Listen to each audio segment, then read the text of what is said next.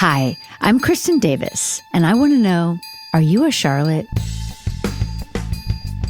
Hello, everybody, and welcome to Are You a Charlotte? I have a very special guest today. This is Glenn Fleshler, and he played Shmuel. You guys, it's so exciting to talk to Glenn. He was in episode 106, Secret Sex. This is the first season, and I haven't seen him in person in many years, but I have seen his work so many times. And he's currently starring with George Clooney on Broadway in Good Night and Good Luck. So he took time on his day off to talk to us. And here is the lovely Glenn Fleshler. Glenn Fleshler is here. I'm so excited. Thank you for joining us. It's an honor and a trip. It is a trip, right? You know what is so funny to me about you is that obviously we worked together on the show Sex and the City, first season. Wait, what was the one called that he's in? Secret Sex. Secret Sex, that's right.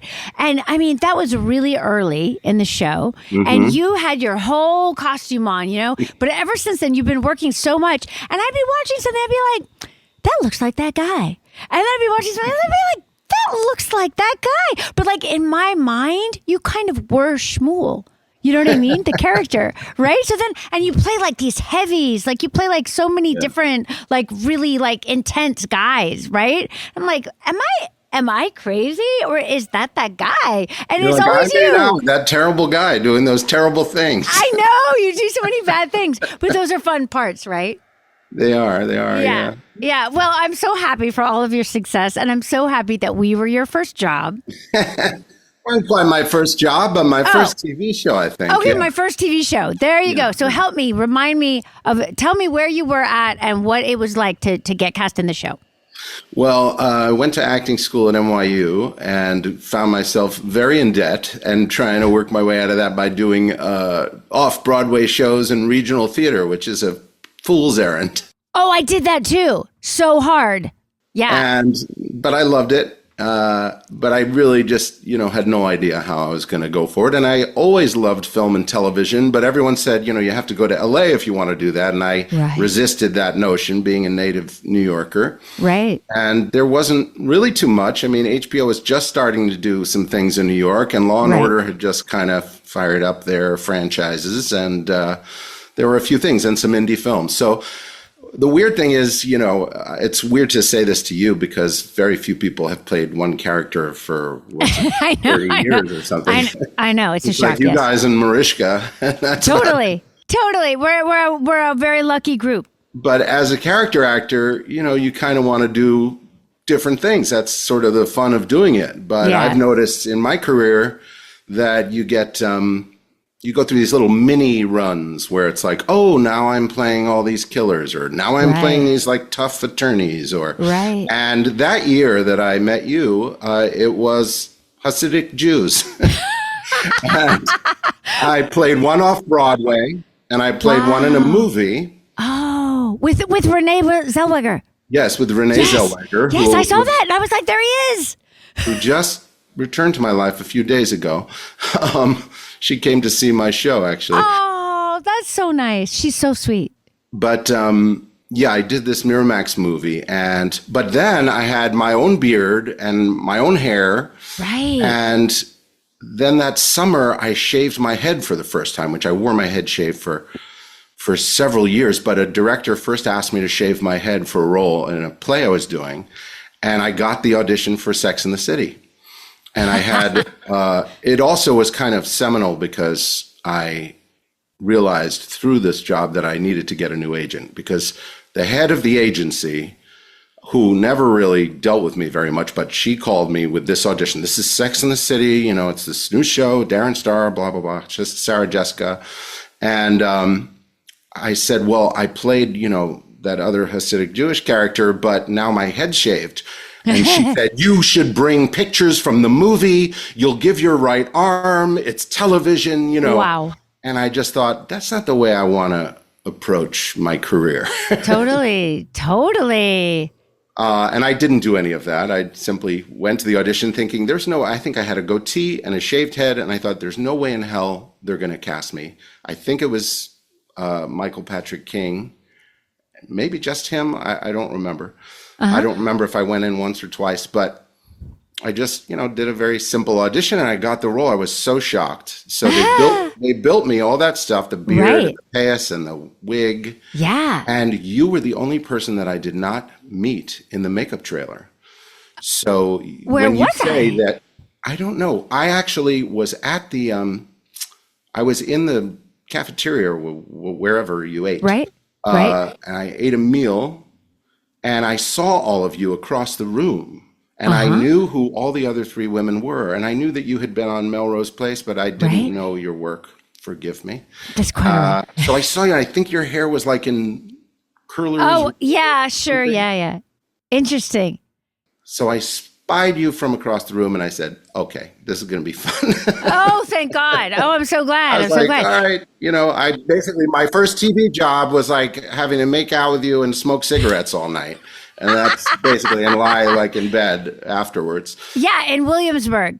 I was like, I don't mind getting paid for that, honestly. Oh, that's nice. So it was it was good. I remember the look on your face because I think I had talked to the other women and they welcomed me to the show and all of that. And of course, the show hadn't aired, so nobody knew what it was. Right. And I remember walking on set and you didn't see me until I was all done up, with all this hair. And I remember the fearful look in your eyes. And I just walked right up to you and said, look, I'm the love of your life and I don't want to hear anything about it or something like that. Well, good on you. And we had a fun time, as I recall. We totally had a fun time. You were my absolute favorite of the entire first season. I don't even really remember the second season. So I'm just going to go with favorite of first and second season because you were very present. I just remember you being very present, which is why when I would see you later in your career, I'd be like, yes, that guy, he was so good. He was so good. Because, in the beginning, because no one knew, what we were doing, including kind of ourselves, right? In terms of Charlotte, she was very underwritten in the beginning. We were just kind of finding her. And I was just trying to, pull it off because I certainly was not one of these Manhattan women in any way. Right. Kind of nervously, just doing whatever they wrote for me week to week, which was kind of wild. It would be all over the place, and I was supposed to be the prude, yet I was really quite adventurous, I would say. Right. And I loved the storyline because it was such a, it was like its little world unto itself, right? And we went to Williamsburg, which back then was I had never been to Williamsburg. It wasn't cool and hip like it is now. I always thought we were in Silver Cup, but we could have been. We could have been. I mean, I remember how I walked down the streets. I don't know. You probably haven't watched it. I just recently rewatched it, for the podcast.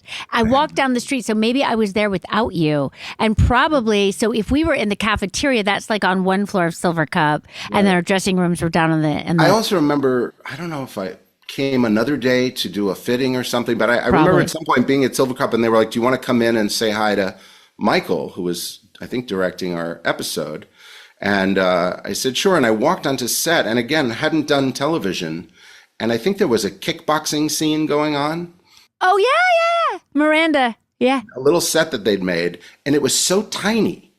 And that blew my mind because I was like, I bet on TV this looks like a normal gym. But it was such a tiny little set that they made for this little workout scene or whatever it was. Well, also, we just didn't really have budget in the beginning, Yeah. So, we must have, I thought that the loft that, your artist loft or whatever, I thought was actually in Williamsburg because I remember going to Williamsburg because there's a little shot where I'm walking down the street and I remember being there because at some point they found out that we were filming there, that we'd gotten a permit and they ran us off. They were basically get out, because they didn't know A, what we were, and B, we're named Sex and the City, which is a problem. That happened in the Renee Zellweger movie also. We had a lot of trouble. Wow. Different times. They didn't even know what the movie was, but they were assuming. And there was a lot of stuff in the newspapers about our shoot. And Wow. So, but I hadn't remembered. I do know that either we built the loft in Silver Cup or we were in some other place in Manhattan because sometimes we'd cross purpose because we didn't have enough money to really get locations for each I always thing. pictured it at Silver Cup, but I could totally be wrong. Right. I mean, we were there a lot, and we would build all kind of crazy things like the boxing studio and yoga and this and that. But yeah, it is funny to think back on how kind of small and underwhelming our beginnings were in production wise. Like funny considering where we are now. Yes. Which is a good thing. So it was a positive experience. Absolutely. It's funny to me. I was very tickled to be asked, and I was excited to see you again after all these years. Yeah. And I'm so just impressed with where this has all gone for you. And I listened to some of your early podcasts, and it was great for me to learn your journey a little bit because I don't know the show very well. So that's why I was sort of like, I don't really know Sex and the City, and I'm coming on this podcast. But the weird thing is that it has had cast such a huge shadow. I don't know if that's the right metaphor, but it's had such a long reach in my career. And for years, particularly when I hadn't done a lot of film and television, I would go around the country doing plays, and Sex and the City would be in my bio. And there wasn't much else as far as film and television. And women would come up to me. I mean, this is like all over the country, wherever I was working. Yeah. People would want to talk about that. And they'd come up to me and say things like, "Are you Mr. Pussy? Are you the dildo guy?" Like stuff. And I didn't know the show, but I was like, okay, I'm getting a sense of like what maybe is going on this show. Oh my God, that's so embarrassing. I'm sorry, but that is funny. Did you say, "No, I'm Shmuel"? I guess so, yeah. As soon as you say it, they're like, "Oh my God, I know the episode." Like people still to this day, like my hairdresser in Good Night and Good Luck, my show on Broadway. Was like, right away when I said I was going to do this podcast, she said she knew the episode. Oh, that's nice. That is literally why I'm doing the podcast, because also, as you say, who would have ever thought in 100 years that we would still be being discovered by new people, being discussed, the old show, but also then continuing with them just like that and having the movies. None of it would have been anything that any of us would have dreamt up. So that's why I wanted to do the podcast in a way to kind of have a way to talk about it, to also talk about, it is so interesting to think about where we all were. We all came from all these different backgrounds and how we all came together. It is such a collaborative art form, and you don't always get to share these things. And I wanted to kind of create a tapestry of, like who the people actually are and who they were and what's happened to them since, and the people who stand out to me, which you're definitely one of, and also the people who stand out to the fans. Because I don't think that the fans connect your whole career with that you're Shmuel. Do you know what I'm saying? Most people don't. Every once in a while it comes up, though. It's as though people are the one to discover it. They're like, he was on Sex and the City. There have been magazine articles. And I actually had a director run up to me. I was doing Spring Awakening on Broadway. Wow. And the director came running and so excited. And he said, "You're number 35 of Men on Sex and the City and Entertainment Weekly magazine," or something. I was like, by that point, it had been so long. And, I was such a little part of it. And I know you had like a zillion great actors come through there. And so I was like, you are one of them. I was shocked. You are one of them, Glenn. Let's talk about the play, too, because I'm so excited that you're on Broadway with George. I'm so excited you guys are doing Good Night and Good Luck. It's like fantastic. I can't wait to see it. How's it going?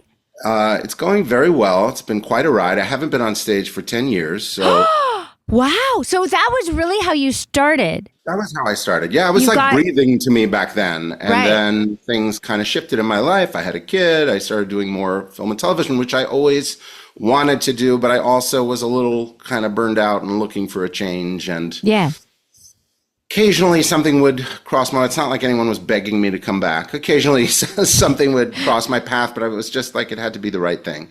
And because I knew George, not always, this might surprise you, but not always working with a big celebrity. It's not always the best thing. What? I don't know what you mean. And, I've been mostly lucky actually, but because I knew George, I was like, well, he's going to be great. And he loves to have a good time. And he's so smart and funny and serious at the same time. Yeah. And I've just been so in awe of the way he's handled this whole thing, being a first-time playwright, being a first-time actor on Broadway, leading man on Broadway. Yeah. He's just handled it with such class and calm. And, I would say to him, like, we're in tech for this very complicated, intense show. It's okay if you want to like lose your once in a while, and he just was so easy with it all. It was like as though he'd been doing it his whole life. So he is amazing. I worked with him first season of ER, and I had a teeny part, right? Where I had to audition, I want to say 4 times, like some crazy thing. Because even though it was the first season, it was it had that like magic about it, and it was just kind of going up in the ratings.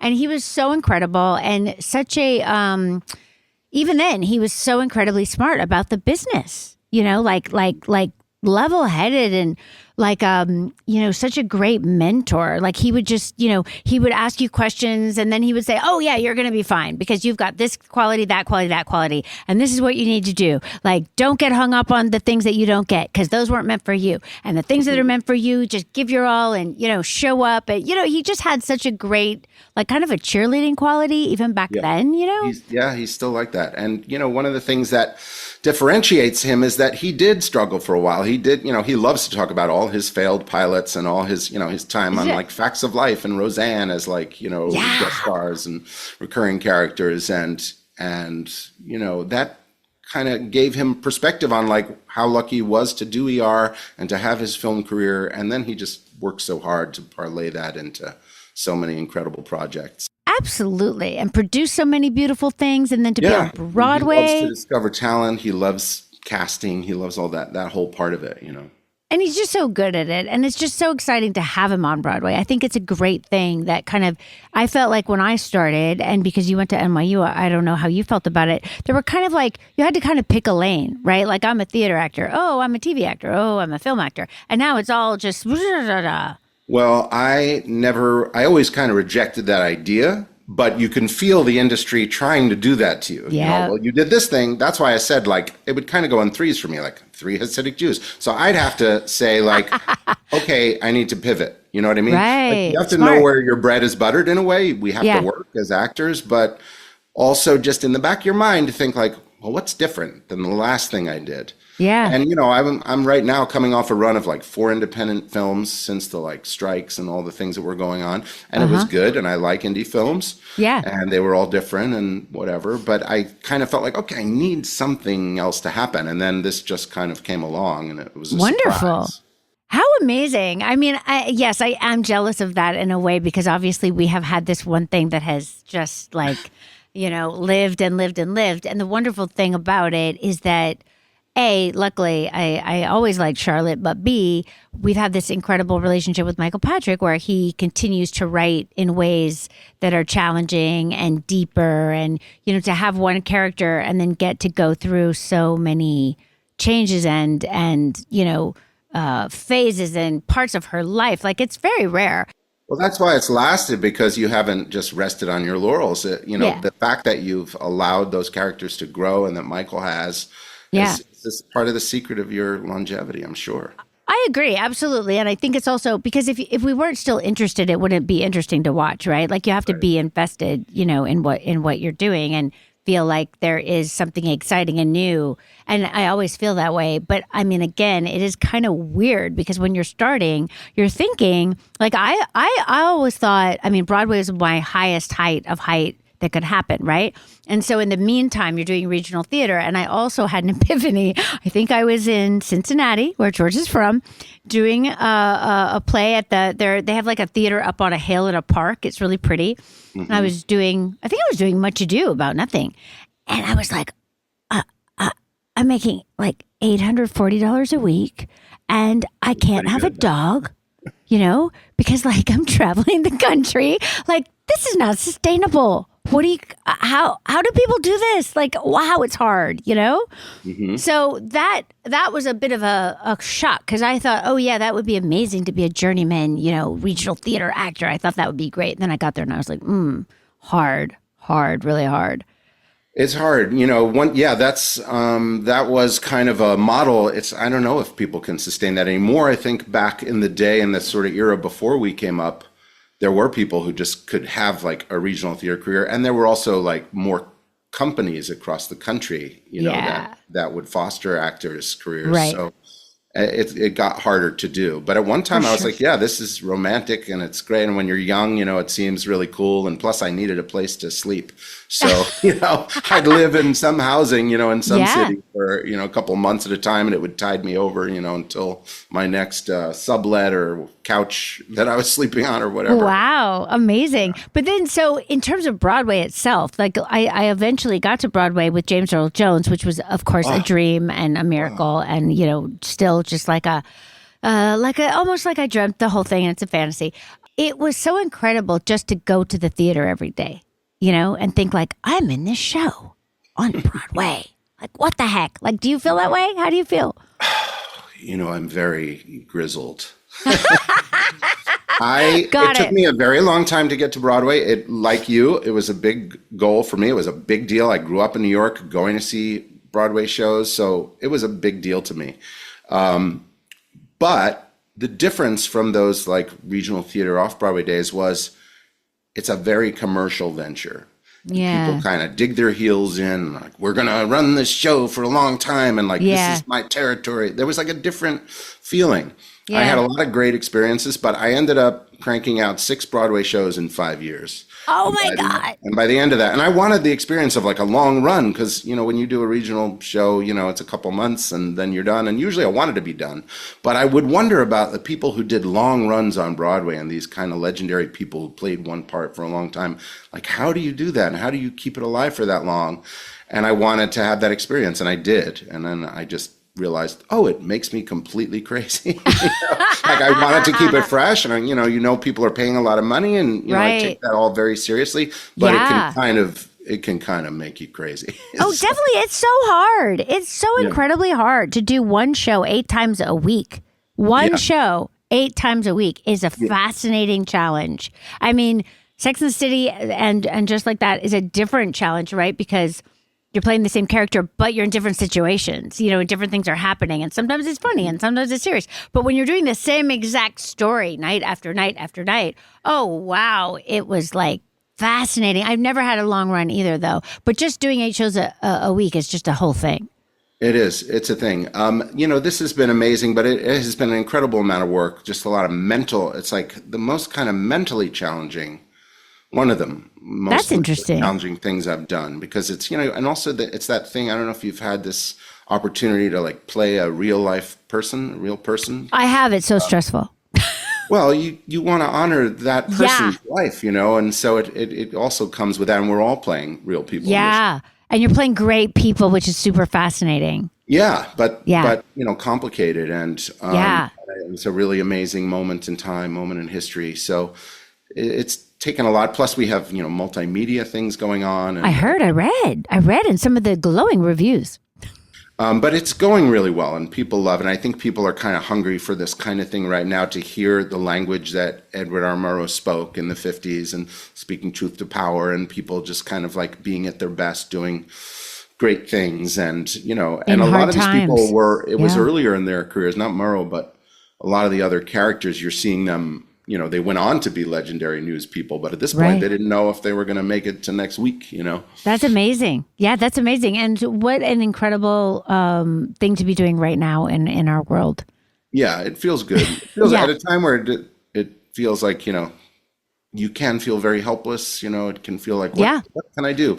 This just feels like to go to work and be like, okay, this is why I'm an actor and this is what I'm doing. You don't feel that very often. It's really landing with people. So that part has been great. It's super exciting. Can I just tell you a little anecdote about James Earl Jones? Yeah. What was the show that you did with him? It was The Best Man, which we used to do like every election time. There would be a version of The Best Man. Was that with Michael Wilson? Yeah. Yeah, I love Michael. I love Michael Wilson so much. I didn't remember that you did that. I should know Yes, I did. And the weirdest thing about it was that, so I replaced, I'm not going to remember her name, Carrie something. I was like the second cast. So it was the most incredible cast all the way around. But Michael Wilson had said to me, we tried to get you in the beginning. I was like, well, I never heard that. What? Like, that's like your worst nightmare as an actor, right? Like that someone tried to get you in a Broadway show and somehow your agents didn't feel like telling you. It was one of those moments where I do think there was an agency's change. You do have those times I've where you're had like, that a couple of times, not often, but once in a while where someone's like, I tried to get this to you. Did you ever hear about this? And I don't know. I never heard about this. You're like, what? How could this happen? Like this is something that, of course, I would have moved heaven and earth to do, like with James Earl Jones. I'm sorry. Also an incredible rest of the cast, but like James Earl Jones. I mean, come on. So anyway, I replaced with John Stamos. We came in to replace Eric McCormack and Carrie something. She's very nice. And it was John Larroquette. It's like everyone was amazing. Candice Bergen. I mean, it was so incredible. So I came on kind of late in the first act, and I had a lot of time to kill, and I was so incredibly nervous to be on the stage with these people. And I'd never been on Broadway. I'd grown up doing theater. I'd done theater at Rutgers. I'd gone to their BFA program, but I was rusty. I was like, so scared. And John was like the best co-star in the world, but he had to go on, right? So I was just by myself. And I would go downstairs because they had built a dressing room for James Earl Jones that was on the same floor as the stage so that he didn't have to go up and down the stairs. And I would just go down there to hang out with him because he would just hang. He loved people. He loved to talk to everybody. So you could like stop in his dressing room and talk to him, or like sit backstage and talk to him or watch him. And he would change up stuff every night.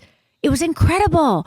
It is amazing when you get to meet people who obviously you've admired your whole life and watch their work and whatnot, and to be around them and then to see whatever way, because there's so many different ways to make it work, Yeah. I mean, that was my last experience really of being on stage. I became this sort of go-to person that could do these littler parts or little understudy roles and be on stage with Meryl Streep or Al Pacino or Christopher Walken. And so I had this run. I mean, I went to London and did a play with Maggie Smith. And it was all kind of in a row. So I was like, what's happening? After like no one knew who the hell I was for years, and suddenly I was having these opportunities, but I felt like if I had stayed just doing theater, then I would have been like understudy to the stars or something, and so I knew that there was more out there for me to do. And I wanted the challenge of, I felt like film and television, even though I was doing it here and there along the way,